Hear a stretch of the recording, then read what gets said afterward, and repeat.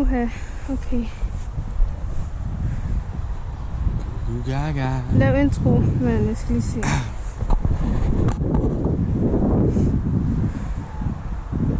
What the hell?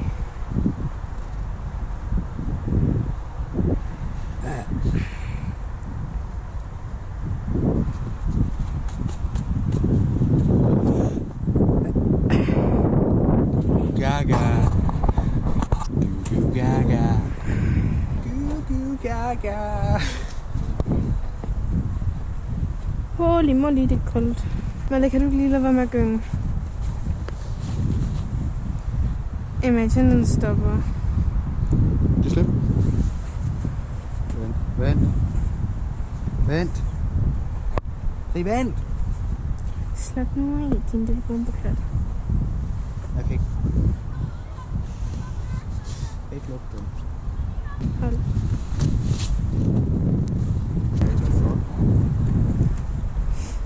Jeg kan ikke op. Okay, så kan holde så. So tough. Ow!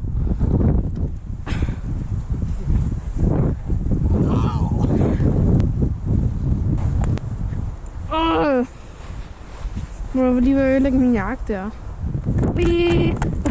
Er det klar? I love cheese.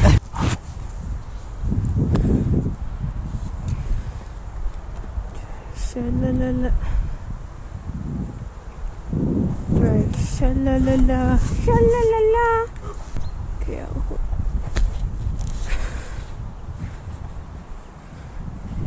guys.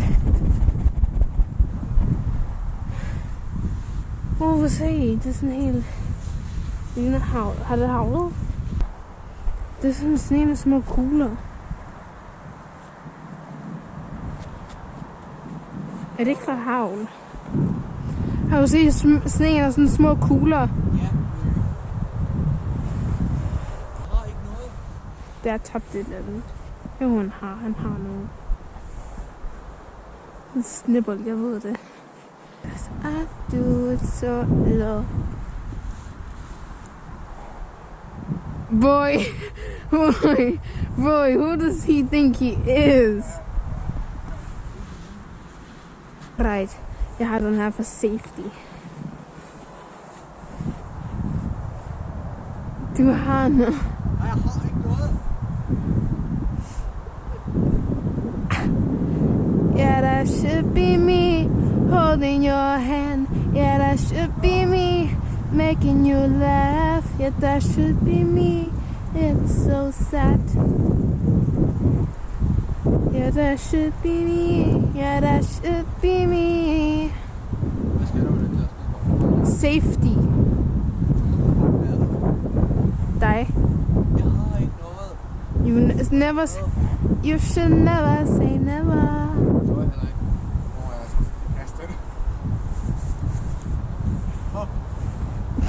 Holy late reaction. Nej, jeg så det ikke indtil det.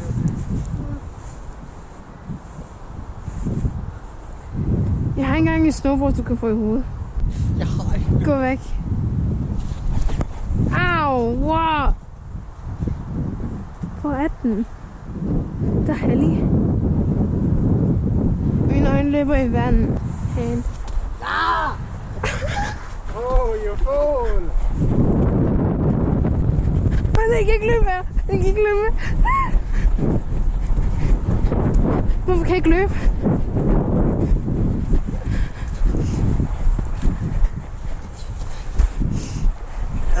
Nej, hvad er det? Ikke noget sne. Jeg har dig. Hvor klart.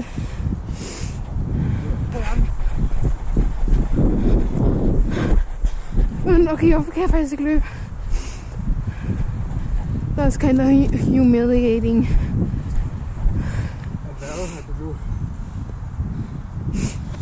Jeg kan ikke løbe.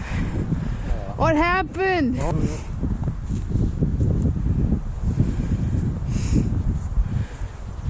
Hvad sagde det så?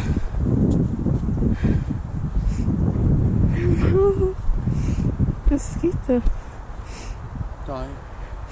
Prøv at se. Det er sådan nogle kugler.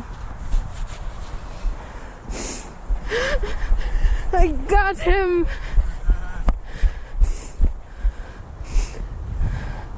Vi står lige nu. By the way, han sulede mig sidste år. Så vi står lige nu.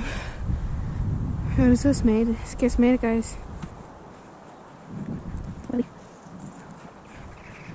Men det lukker satisfying, fordi det er sådan kugler. Okay, så får se fuglene. Nej, Malte, nej, vi står lige. Læg den. Thank you. Jeg havde ikke noget.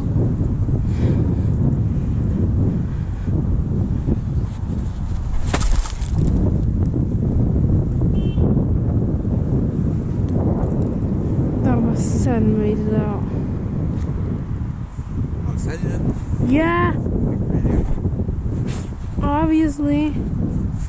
Nu har det øret.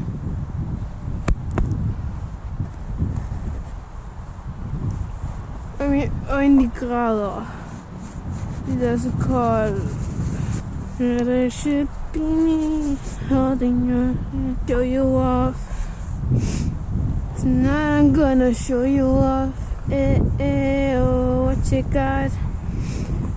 A million could have never bought.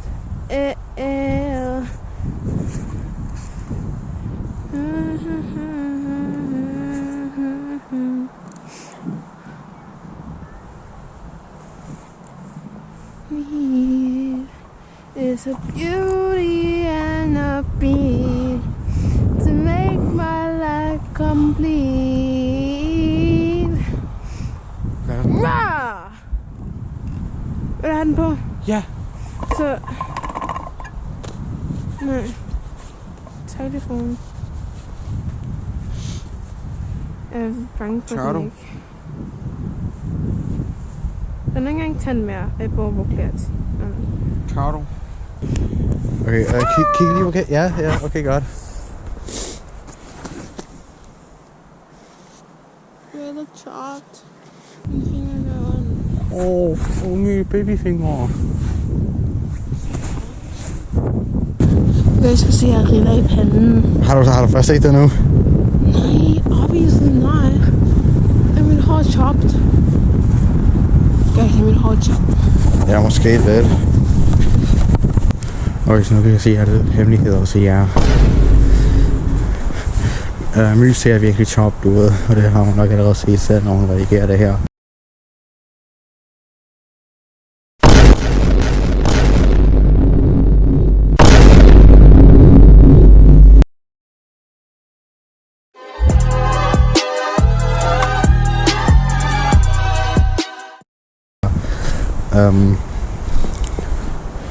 Findus skal heller ikke lide hende, og det er en true fact. Jeg har selv spurgt Findus om det. Findus bomber klart dudu for et fucking stage den 25. Ja? Hvad ved du? Jeg skal ramme min hænder igen. Alt det? Taget. Åh!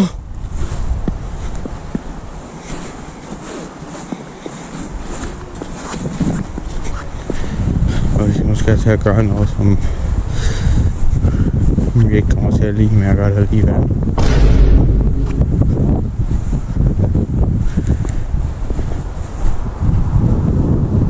Hvad laver du? Okay, så kan I se det her. Løb! Løb! Nej, du skal ikke røre ved det der. Det er så perfekt, My. Du skal ikke røre ved det, det er så perfekt. Okay, så nu har jeg en grund for at gøre det, jeg skal til at gøre.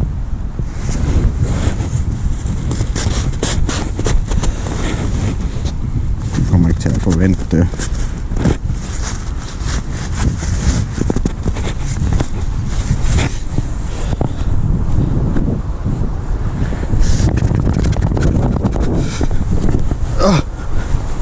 Jeg havde lige lidt svært med at få min hætte af.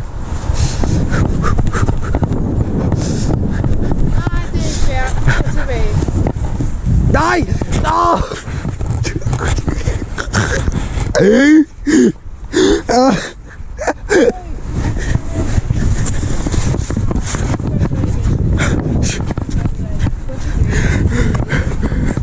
Nej.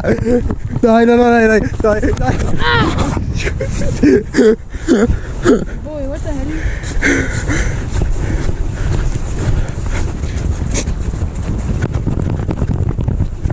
Come on.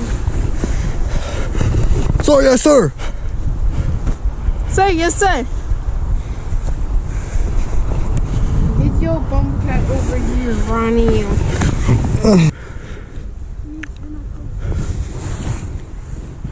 Skill issue.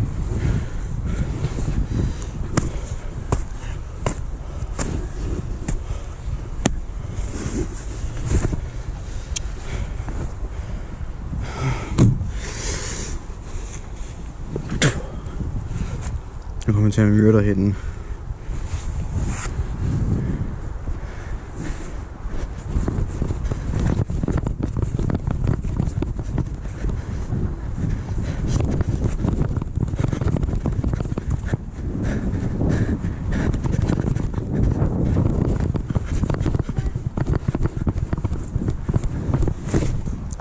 Jeg kommer til at myrde hende nu.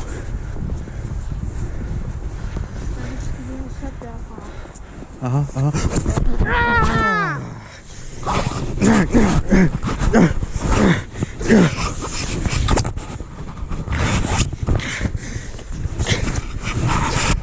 Men du får den her hoved, hvis vi snart stopper.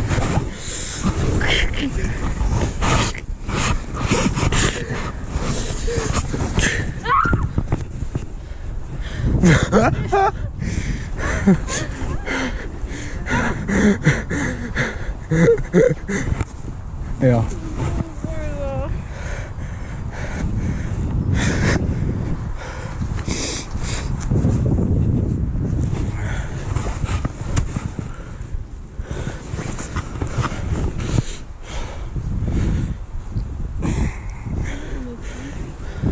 We salute the thing.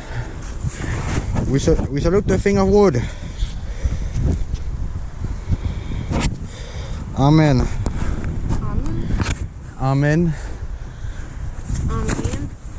Amen. Yes, amen. Men vi skal lige have et shot, jeg skal lige have et shot.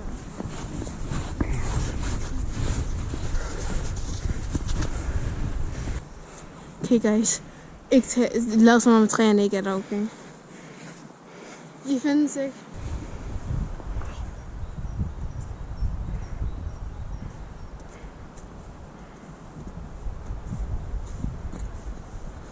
Guys, det er det dag 45 i Grønland. Snart dag 46. Jeg har ingen mad, ingen drikke. Jeg har mødt 55 isbjørne. Plus minus. Jeg ved ikke engang, om det er dag 100 eller ikke. Men nu siger vi, det er dag 45. Som I kan se lige nu, så er vi ude i Grønland. What? Jeg troede, vi var i Island. Nej, det er vi nemlig ikke. Fordi at vores ko Lars derovre, han har kun 4 ben. Nej, han faktisk ikke. Han har faktisk 5 ben. Nej, det har han faktisk heller ikke. Han findes faktisk ikke. Det er mig, der har hallucinations. Okay?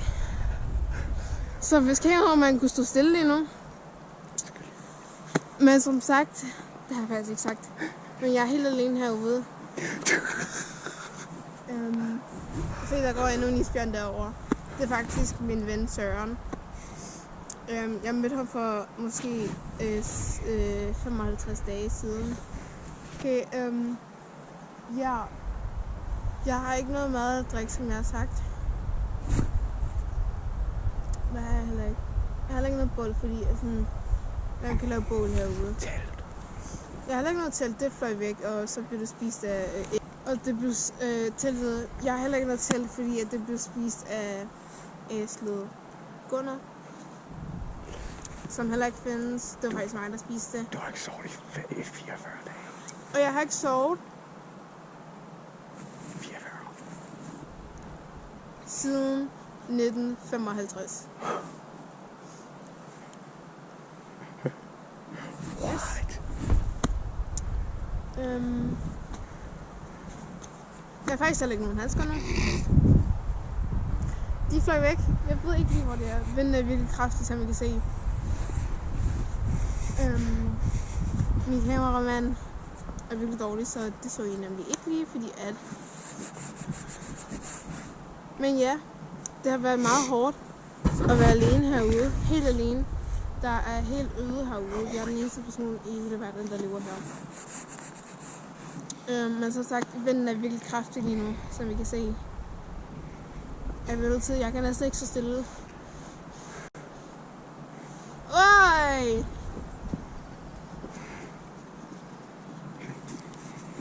Ikke fortæl mig det her, men jeg siger op.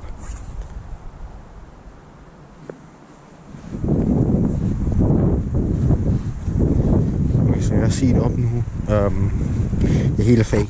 Det er helt fake. Hun er ikke på Grønland. Det er helt fake. Og jeg var også... Gaga.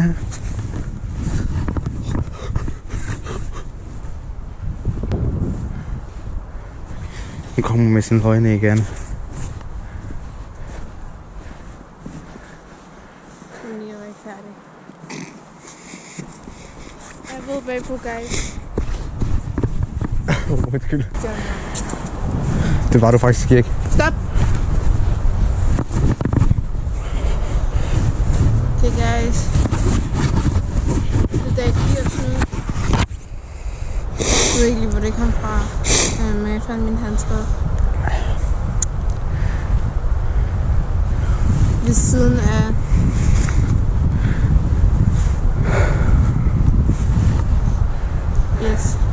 fordi der er nemlig øde herude. Så er der ikke noget, men den kan være ved siden af andet end sne. Og nu skal min kameramand faktisk lige social, ellers så crasher jeg faktisk op. Og jeg får 40 snowboards lige i hovedet på ham. Men som jeg sagde i sidste vlog... Hør med til countdown. Undskyld. Hør med til countdown. Hørte I også det? Det var vildt. Jeg tror lige, det var sådan en 45 glitcher, der lige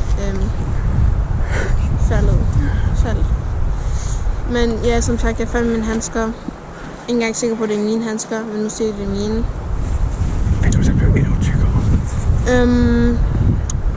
Men som jeg sagde på min første vlog, jeg troede ikke, at jeg kunne survive en dag i Grønland. Part 1 er at være i Grønland, hallo. Og jeg vil ikke survive en dag i Grønland. Men se her, jeg er ved dag 98 nu. Vinden er ikke lige så stærk som sidste gang. Fra dag 45 eller 46 eller...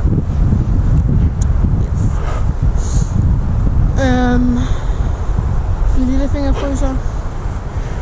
Du tager hænderne på. Jeg mister den sikkert lige snart. Det kan man ikke sige. Hot take. Det har man faktisk ikke, fordi det er kun kolde take, så man kan... Gør det, fordi sådan, man er på Grønland og sådan noget. Ja. Original joke for me. No shoutouts, no credits. Jeg tror, man kan. Ej, prøv at se, nu flyver min handske væk igen. Det var jo lige, jeg har kun en handske. Der er sne i den. Med sne i.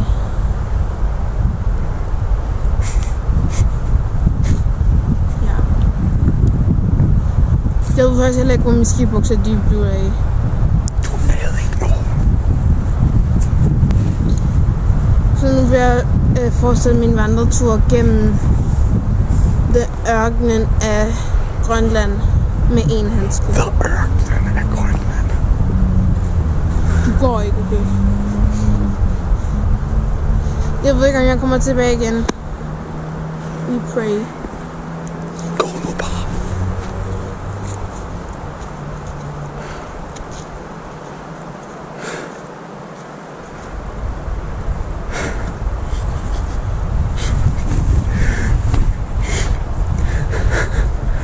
Jeg kan ikke det her mere.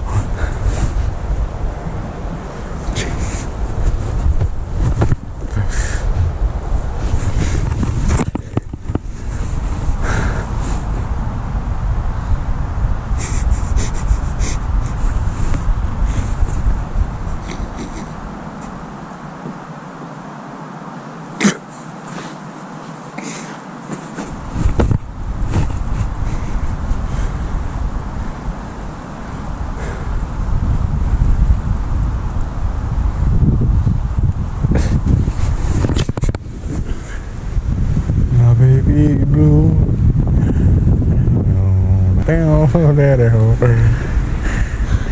Jeg har sne i min sko og min bukser.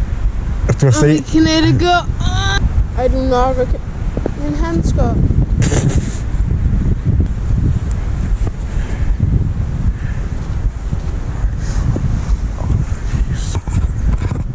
Ser du Søren?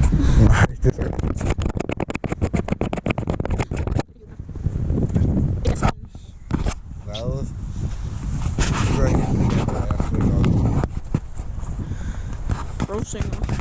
Imagine at synge sådan, I could never. Vi ses!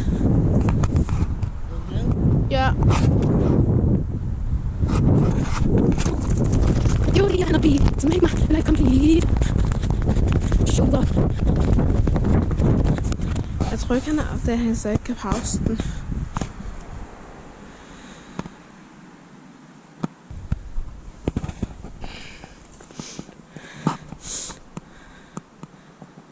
Holy moly, det er koldt.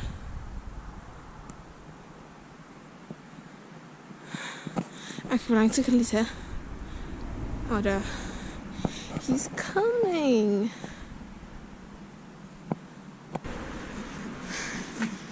Ægte. Hvad? Ægte.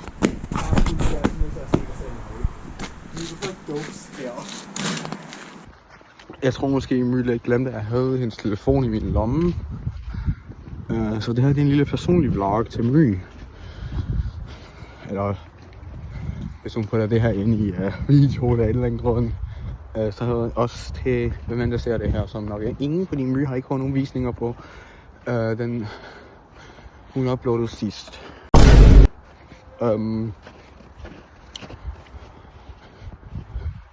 Så jeg har også ikke rigtig noget at sige egentlig. Udover